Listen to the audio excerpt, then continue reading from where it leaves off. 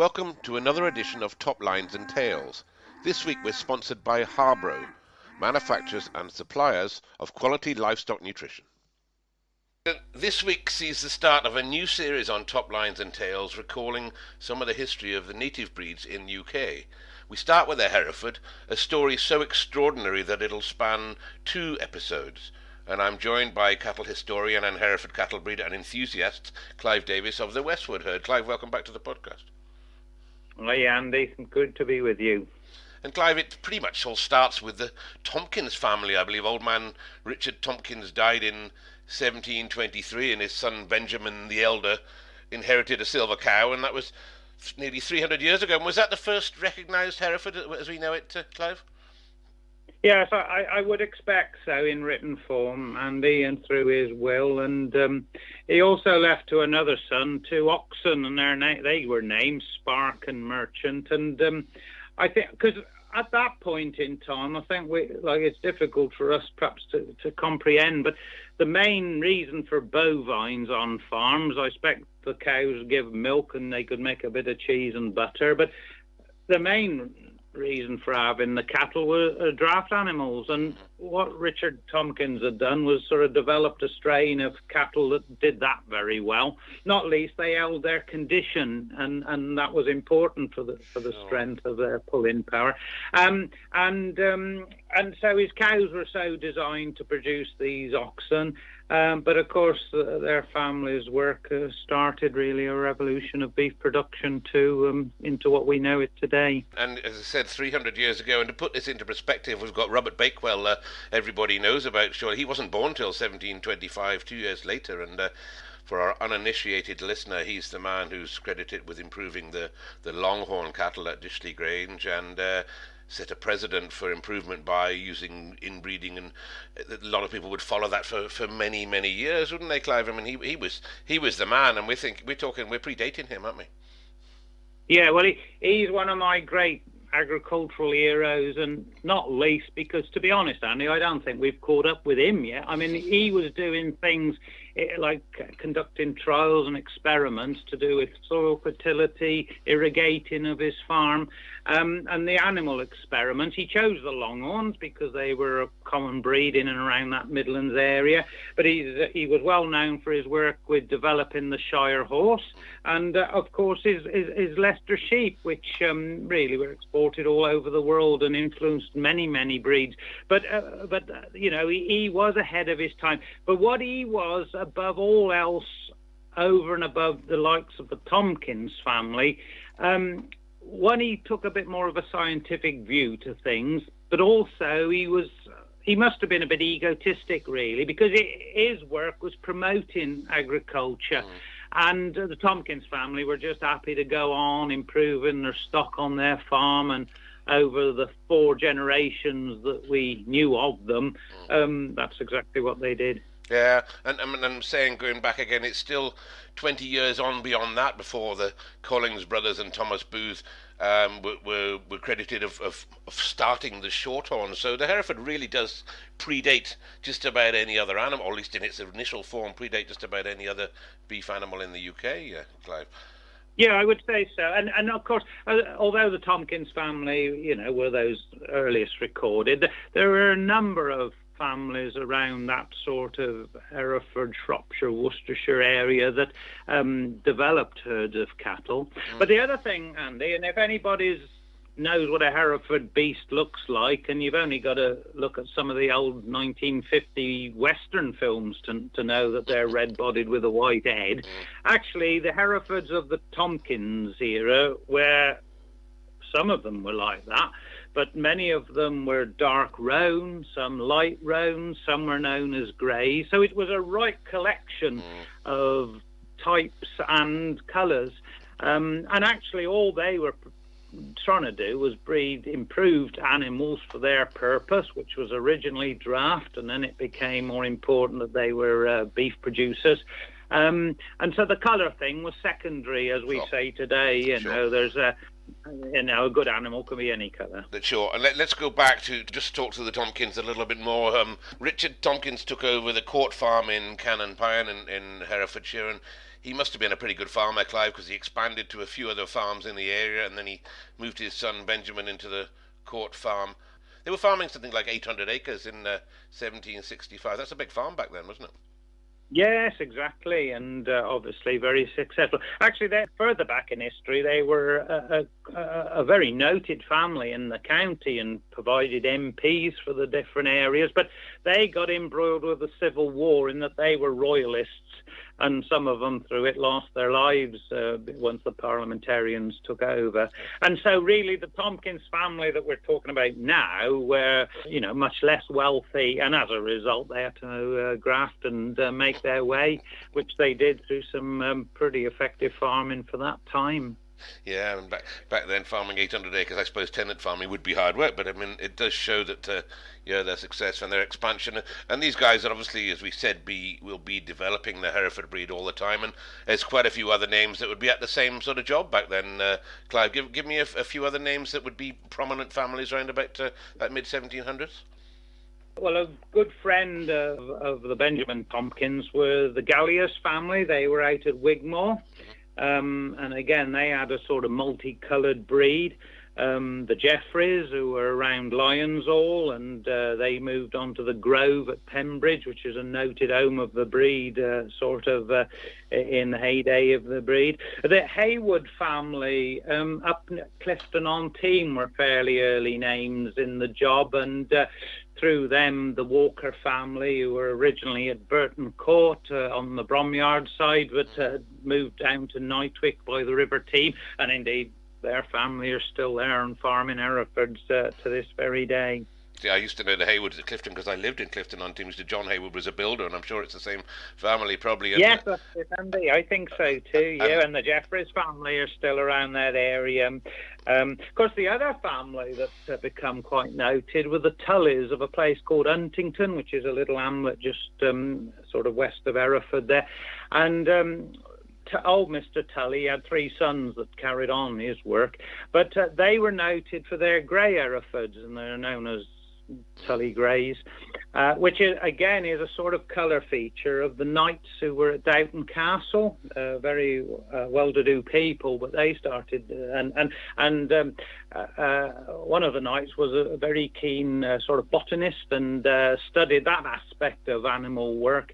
But they were both noted for their grey cattle. But I understand Mr. Tully had darker red cattle too, and apparently the one herd lived up the one side of the roadway and the other up the other, and that would have been a magnificent sight, wouldn't it? Wouldn't it just? And of course, another well-known chap round there was Richard Arkwright, and those of you at school would remember that Arkwright invented the spinning jenny, and during the Industrial Revolution would have made a lot of money, and he bought the 6,000-acre Hampton Court estate, and of course that went on to be synonymous with Hereford breeding for a long time, and I think it was his son John Hungerford Arkwright who went on and became president of the society later on, and I think he was involved in producing the herd book later on, and I think they still are. And we move on. By 1788, the Hereford Fair exhibited 1,000 head of cattle, and most of those would be Hereford, as you said, probably different colours, but most of those would be Herefords, Clive. They would, Andy. They were Herefordshire cattle, really, as opposed to what we now call Hereford cattle because of that colour thing, But they were cattle of a lot of size and strength, and many of them went from those fairs down through to the home counties for sale in London when beef production was becoming a bit more organised. Sure, if we move towards the end of that decade, I know in 1795, you mentioned the Galliers, John Galliers. They had a sale on the farm, I believe, and that was reputed to be one of the first of its kind for any breed. And a couple of years later, the Hereford Agricultural Society was formed and a show held, and that would be when a precedent was starting to be set for the colours, I suppose, by the end of the 18th century. But, Clive, they wouldn't have white heads at this point, would they? I think we have to wait for a man called John Hough to come in and start doing a bit of work on that score.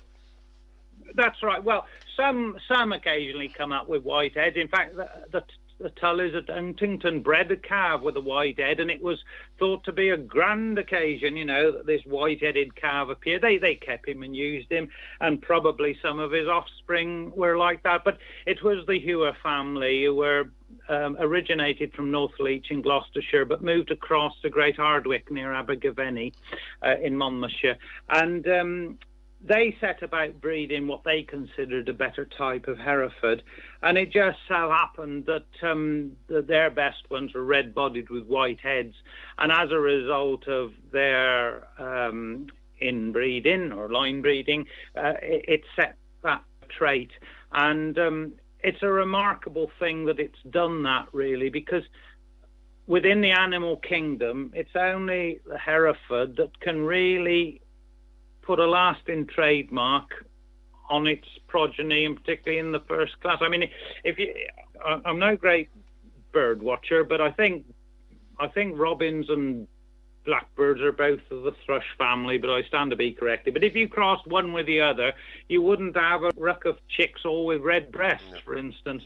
But with the Hereford, you can. And this most certainly is the work of the Hough family. And so that white head that we're looking for, I mean, that is obviously a highly dominant trait within the Hereford breed, and he wouldn't just fix that by having a couple of goes at inbreeding. That must have been there, and he must have realised that was a dominant trait, and then he carried on working away with it that way.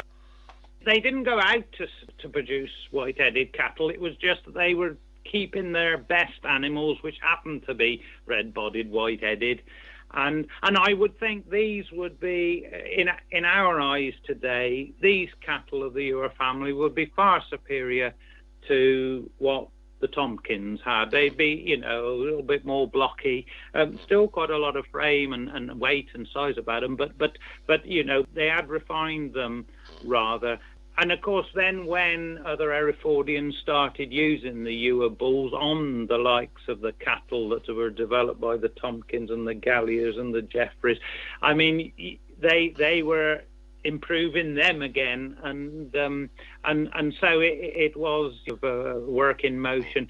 The reason the Hough cattle were very inbred, Andy. They only used one male line for almost the entire work of the two lives. So, you can see your setting thing. In fact, it's a wonder it continued, isn't it, really? Yeah. I mean, we'd all be a bit nervous about doing that nowadays. Certainly. But for them, it did work. And, thank goodness for the development of the Hereford breed that it did. Certainly, Clive, and we've seen that in other breeds that we'll come on to during this series, that there was a lot of inbreeding done in the early years, and probably there'd be some wastage because of that. But going back to the date that we are, the Royal Smithfield Show, which I've had an involvement in myself as well, was started in 1799, and the very first Smithfield Show was exhibited an animal by John Westcar, Hereford, bred at Torrington, and he was 6 years old and weighed 1,100 kilos, Clive, and supreme champion. Right. How would you have liked dressing him, Andy? I've seen you with the brushes.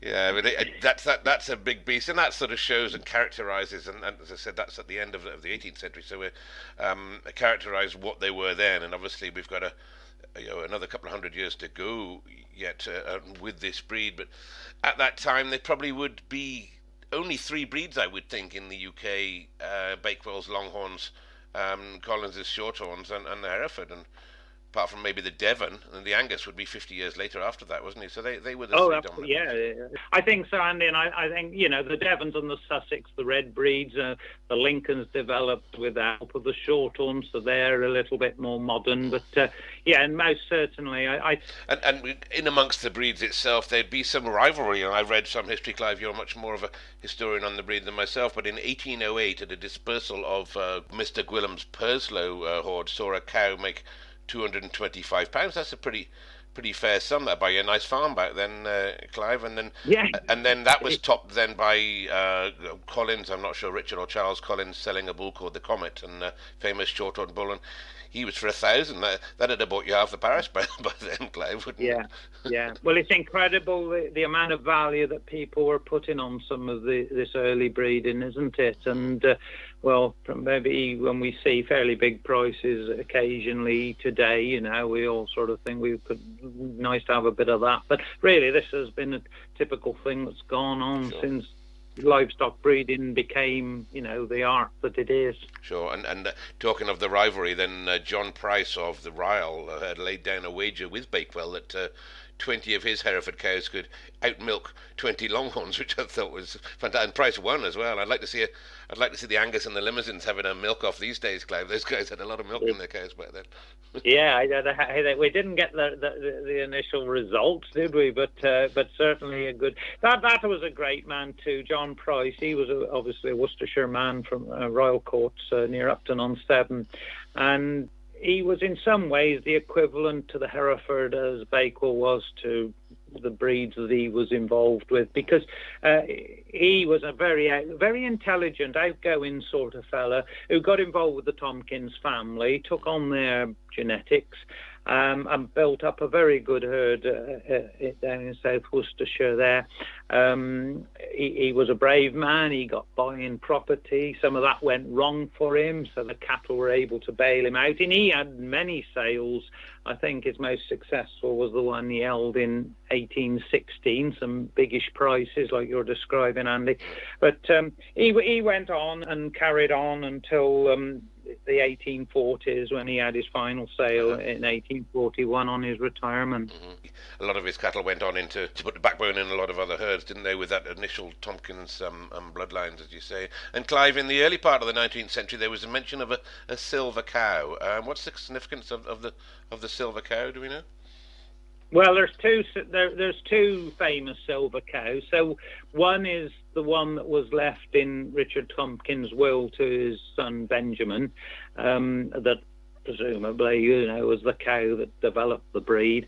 But the other silver cow belonged to the Ewer family, and they also had a silver bull. It all gets very complicated, really, because there's all these names banding about, which breeders tended to share, but they were different animals, and the record keeping wasn't great. In fact, as far as the Tompkins family, they wouldn't publish their breeding records because it was like their trade secret.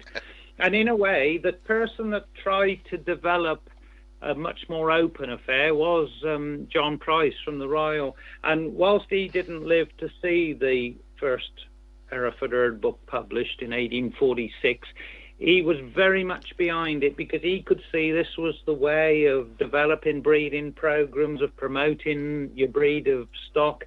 And so he's regarded as the father of the herd book, but didn't have so much to do with its publication. What he did try to influence were a chap called Thomas Eighton from up in Shropshire, who was a sort of a colleague of Darwin, and interested in all that aspect of nature. It was him that undertook to research the bloodlines of these animals and try and knock it into some sense. And so in the first two volumes that were produced, which he edited, there were about 900 bulls recorded. No females, other than the mothers of the bulls in their description. But he got about 900 bulls. Well,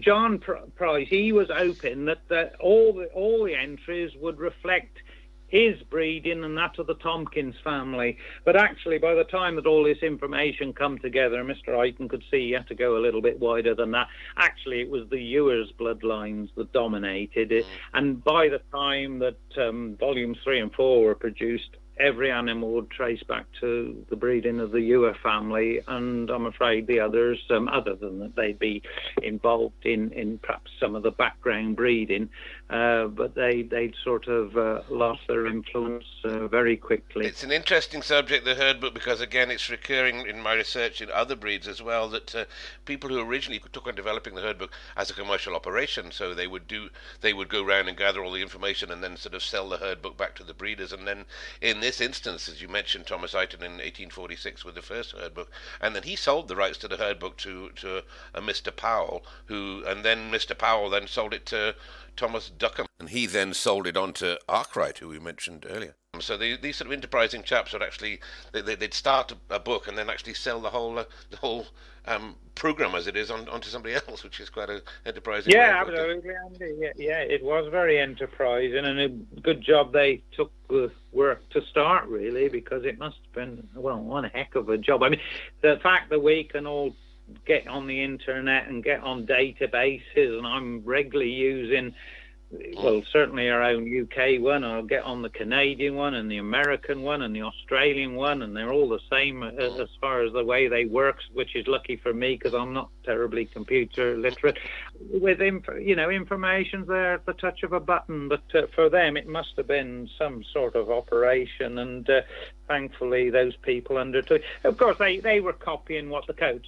Also, Clive, they'd be reliant on the information that was given to them, and in a lot of cases, I remember Drew Adam telling me this about the original Angus herd book and saying he's got the first copy printed, and he's got one, and it's all handwritten in the margin where they've corrected things because they were reliant on the herd manager to write down the dates of the calves and the sires of the calves, basically, and these guys probably couldn't even read or write, so they'd be putting thumbprints and crosses in there, and I think a lot of it had to be interpreted rather than or even getting hold of the herdsman and asking him the questions and writing it down themselves. So it was no mean feat, as you say, to put that herd book together. No, it's difficult, and I think in the original volumes 1 and 2 of the Hereford book, there'd be a lot of duplications as well as errors, and so it did take some sorting out. But you've got to start somewhere, and thankfully these people like George Coates and Thomas Eiton did it for the short ones and the Herefords, and as a result it's so much easier. At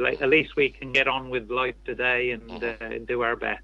Let's just step back a little bit into the 18th century again, and the demand had already started to grow from overseas. In 1765, the first Herefords arrived in Westmeath in Ireland, and by 1817, 2 pairs of Herefords had arrived in Kentucky, Missouri, under the ownership of Henry Clay, and then they reached Australia in 1825, not into Canada till 1860. And Clive, I'm going to bring in Dr. Bob Hough for a minute or two here.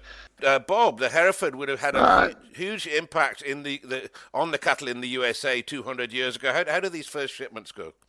Well, they were fairly light at the beginning. Actually, statesman Henry Clay Sr., who ran for president and was Secretary of State, one of our highest diplomatic positions, and he imported actually the first cattle in 1817, but he only imported a couple cows and a bull, and then it was really spatterings from every 5 years or so, and it was all in small numbers, and it really wasn't until later in that century that Herefords came in, and then when they did come in, they came in big numbers. So they got off to a pretty slow start compared to other breeds like Shorthorn.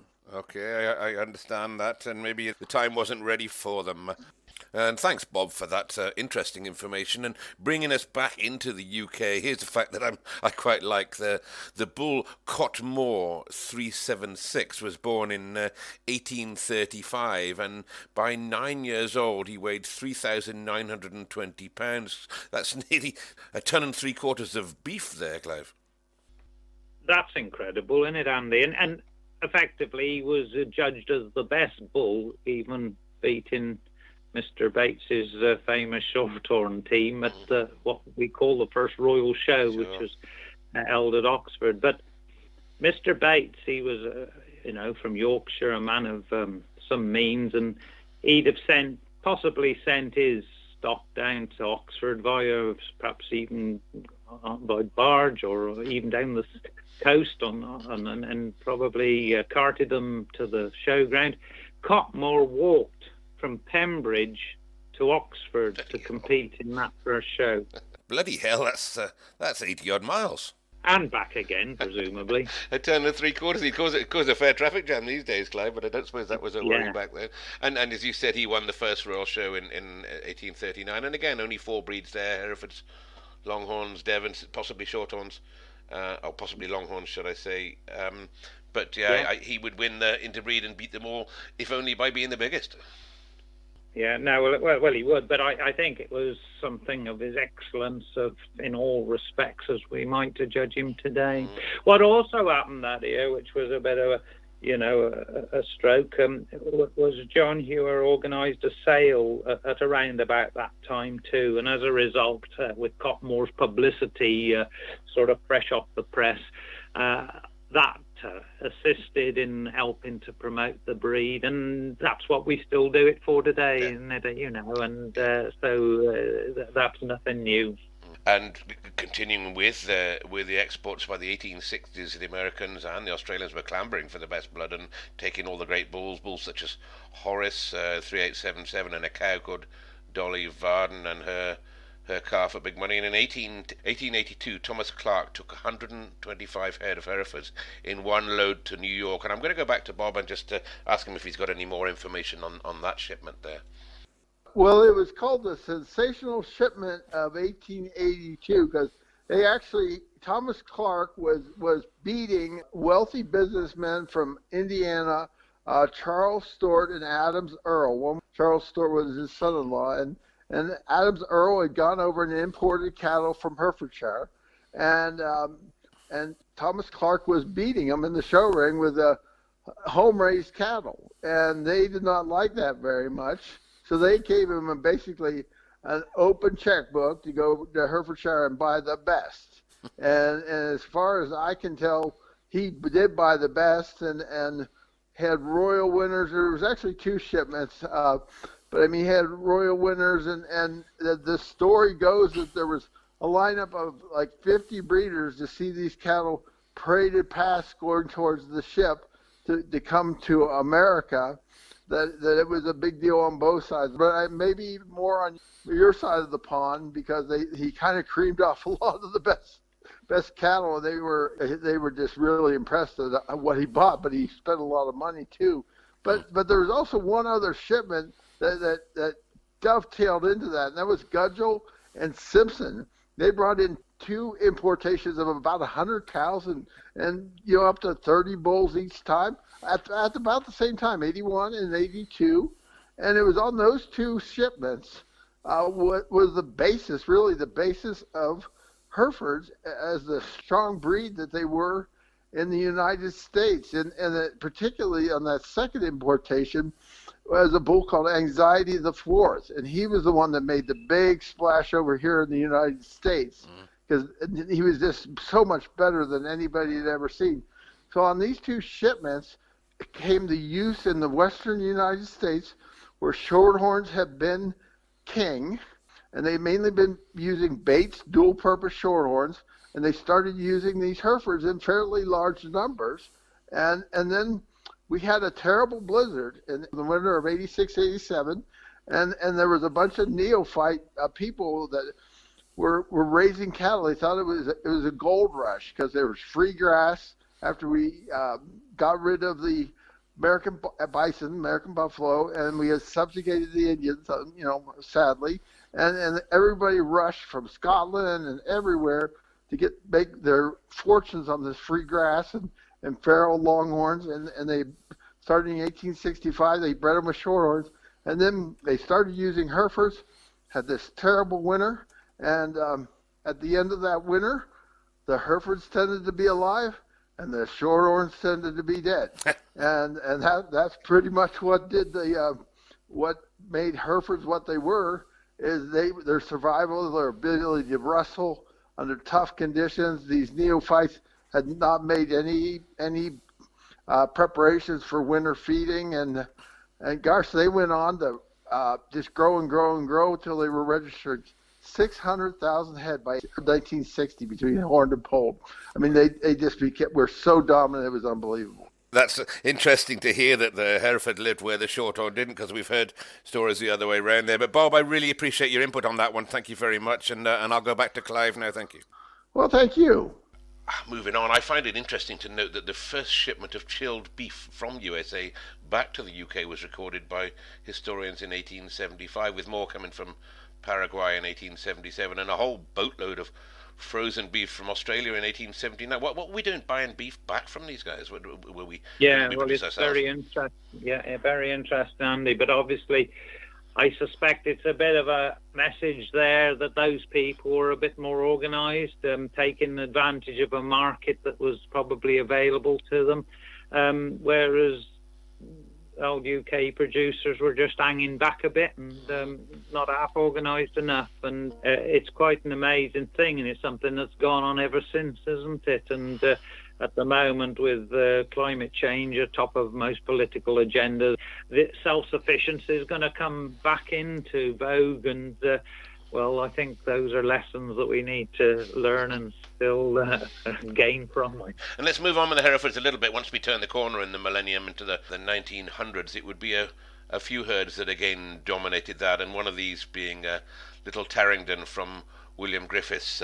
Clive, that would be a name again that would dominate, wouldn't it? And Tarrington would be up there for the next 50 years and more. Yeah, well, it's the Griffiths family, Andy, over 4 generations.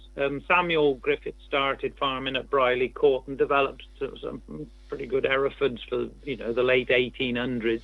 And then his nephew William Griffiths, I think he followed at Brierley Court, but then moved to a farm called Alder's End, which is close to the village of Tarrington, and developed some very influential cattle.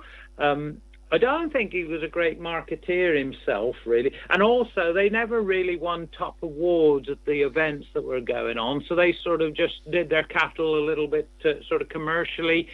But in the type that they were and the genetics that they included, they were quite outstanding. He managed to pick up a bull called Starlight that was bred by Lloyd Jones, very close to where another of my great heroes, Sir Edward Elgar, was born at Broadheath, Worcester.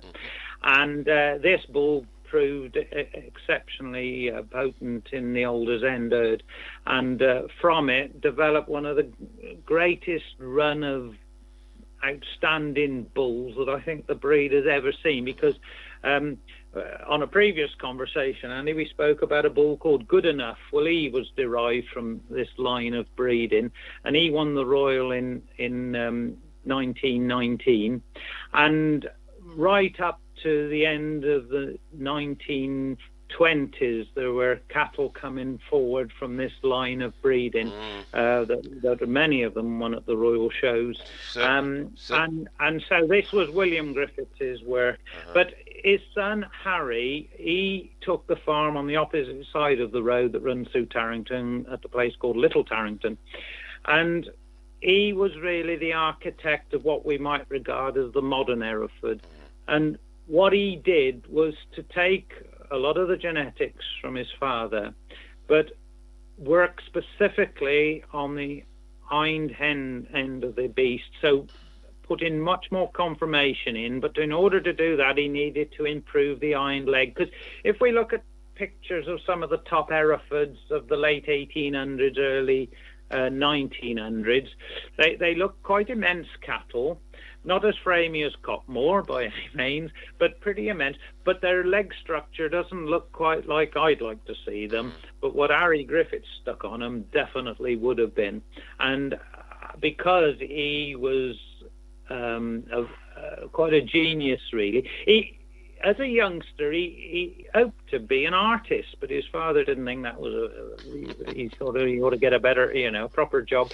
But he clearly had got these images in his mind of balance and construction and perfection. And also apparently he had like a photographic memory, so he could remember 10, 20 years back what those animals looked like, so that he could build those genetics into his bloodlines. And did it phenomenally, didn't he? And bulls such as Ringer and Royal would feature quite prominently, wouldn't they, from there? And I believe Royal was sold to Major Robinson for £200. Royal Oyster, that was, and he did a tremendous job in the Linnales herd that you just mentioned there. And so Harry Griffiths definitely goes down as one of the great bovine breeders anywhere in the world. And then that work was carried on by his son on a different farm again at Temple Court, Bosbury. And that's where the direct Griffiths line, but they're still great grandchildren farming today, and they'll be carrying on the good work and the name of Harry Griffiths. Yeah, I believe the Bull Royal was sold to Major Robinson for £200, who later sold him to Kentucky for £3,500. Clive, I wish we could all turn him over like that. They were breeding outstanding breeding animals, which they didn't overvalue. sold on in specific deals. And then, of course, particularly when there was an export drive on, a lot of those overseas breeders would bid up, and those animals would make, like 10 times as much, 100 times as much, amazing trade amongst those proven animals that were so bred. Certainly, and again, money like that would go towards buying some more farms and certainly some more stocks. And you mentioned a bull, Good Enough, and I think he was probably born in wartime in the First World War and sold to Percy Bradstock. And I read a nice little story that I think Ernest Griffiths had written, saying that he called the bull Good Enough, which was named after a Russian general. But then when Percy Bradstock went to register it in the book, he changed it to Good Enough because he thought it was good enough. Do you think so? Yeah, and he proved to be so the case, and I think everybody was quite happy at the end of the story. Yes. And you mentioned Ernest Griffiths speaks of Alders End. Was his herd? Did he have an Alders End prefix then, and his brother kept the Little Tarrington? Is that how it worked? Yeah. Well, William Griffiths didn't use the prefix until right towards the end of his time, and then because prefixes. Well, that's another. You mentioned about confusion in names and in the records and the herd books.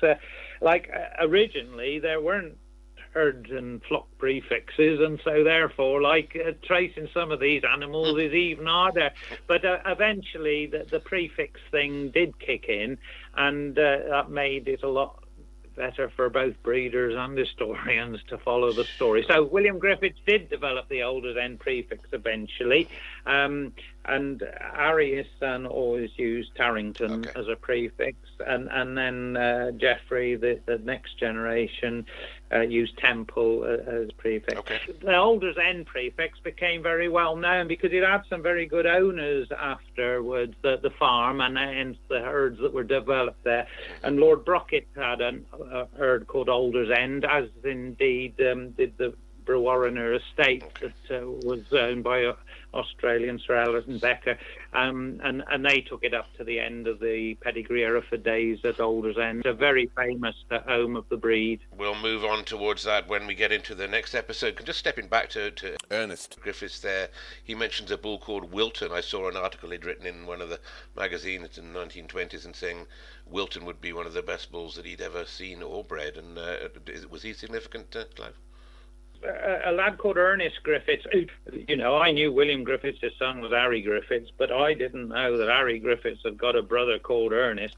And his story is interesting.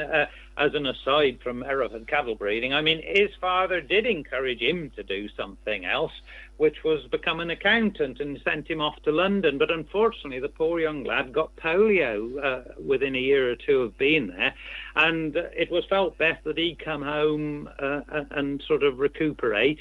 And as a result, he started working on the farm and worked along with his father, William, up until William retired. And then he went on and farmed commercially, using some Herefords, but I've also seen him breed and exhibit Clun Forest sheep. So he got the breeding bug in him, but poor Ernest sort of suffered a bit. But he does remember some of those great cattle that his father bred in later years, and certainly Alders End Wilton was one of his favourites. And in John Vaughan's book, Vaughning, as a lot of us know, sadly no longer with us, but John Vaughan's history book, which I haven't seen a copy of yet, but I'm looking forward to seeing it. But in that, he mentions a bull called Tarrington Optimist, and John says there's a bull that came out of the blue, but then he proceeds to list the bull's entire pedigree, and quoting that most of the top breeders in the land had lent a hand to his being, and including Wilton being his grandsire there. And Clive Optimist really went on to become one of the most influential sires for a long time, didn't he? Well, the most influential in the UK as a bull, and pictures we've seen of him wouldn't really turn your head, really. And he won first prize as a junior bull at the Royal Show. But what he did as a sire, and probably there's a lesson there for us all. The best breeders aren't always the most outstanding lookers, and that's where the skill of a breeder comes in, and it's probably use a little bit of Harry Griffiths' photographic memory as to what the ancestors look like. Optimists come from a specific breeding program that Harry Griffiths developed, but what the result was, by the time we got to the mid-1970s, every UK derived animal on the tail male line would go back to him. So that's basically saying all the horn genetic, because all these cattle, of course, we're talking about are full horn genetic animals. They within the UK by the before the mid-1970s, but by the late 1960s probably, they would all go back to that one bull on the tail line, and they came from a part of the breed known as the Sir David line, who himself is quite an incredible story. He was bred just out of the town of Brecon by Mr. David Williams, and he was extremely inbred. I mean, he was a sire on a daughter mating, and that sire was extremely bred in that it was assumed that he was derived from a son on a daughter mating by a mistake of a cow getting in with a bunch of bull calves type of attitude. But that bull was not only an outstanding specimen of a red bull with a white head, but a sort of made up the main of the Hereford breed, coming on through all the time that we've been talking about. There is another very successful line in the breed, but we'll look at that a bit more closely some other time, Andy, because it just complicates things from what we're talking about currently. But I mean, these are the significant things that are sort of ongoing within this great story of the Hereford. And Clive, continuing with Optimist, and I thank you for your addition to that story, but I'd be right in thinking the next top sire, probably another of the most influential sires in the Hereford breed, came from the great Captain de Quincey, and I know we profiled him a while ago, but he was out of an Optimist female, I think. Yes, Vern Robert, and Optimist, I think, sired Punch, who sired Robert, and then and like you say, that classic half 3/4 breeding mix. Yeah, there's another actually line of breeding that derives from Optimist that is always my favourite, which is coming down through a bull called Tarrington Idol, and then on through into Do a Lot, to Broadside, to Majestic, to Shucknall Favourite. But we're talking about the breeding of the 1950s now, Andy. But it just shows, so okay, in the 1950s, the main bloodlines within the breed was Vern Robert, Shucknall Favourite. There you are. There's two different lines, but all coming from that Tarrington Optimist. Excellent. It wasn't the most outstanding bull to look at, but certainly did the job. Yeah, Clive, and I've seen some of the pedigrees that you've got written down in pencil that go back to the whole way, and I think it was you or somebody said that you need 400 acres of paper to write the pedigrees, going back to the original Tompkins. And there was a great historian of the breed known as Benny Dent. He farmed here in South Herefordshire, moved over to near Tenbury Wells, which is our stamping ground, Andy, and then emigrated to Australia. He is a great historian of the breed, and it's he that's done such a lot of research into all this back breeding. But even in the mid-60s, he'd done this thing to say that he'd have like 100 million names in a pedigree. That was all that you could find, all that in the herd book. So that just shows the importance of that, doesn't it? And he reckoned you'd need 400 acres of paper to write out this particular pedigree. And that now is 50 years ago. Yeah. So goodness knows if we wanted to set about such a task. True, Clive. I think in quite detail we've covered pretty much the first couple of 100 years of the breed, from 1723 to the 1920s, and I think we'll leave it there, and we can return with a second episode then, when the Hereford breed really went stratospheric through the 40s to the 70s, and of course the dominance of the Vern, and then the uprising of the Pole strain as well, Klaus. There's a lot more to carry on in this next episode. All the best, Andy. Really good to talk to you. Thank you for listening to this week's podcast, which was kindly sponsored by Harborough, suppliers of quality commercial and pedigree feeds and expert nutritional advice. Visit their website or find them on Facebook for more information. And while on the subject of Facebook, why don't you visit the Top Lines and Tails Facebook page, where you'll find photographs and more information to back up this episode.